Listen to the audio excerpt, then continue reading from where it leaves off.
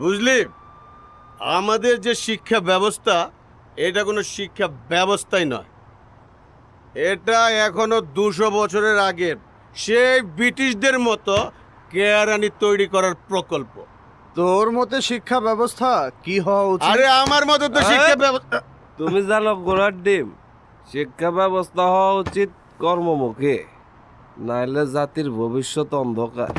তুমি তো বাংলাদেশের শ্রেষ্ঠ বুদ্ধিজীবী, তাহলে একটা শিক্ষা ব্যবস্থা দিয়ে দাও জাতিকে। আরে এই, সালা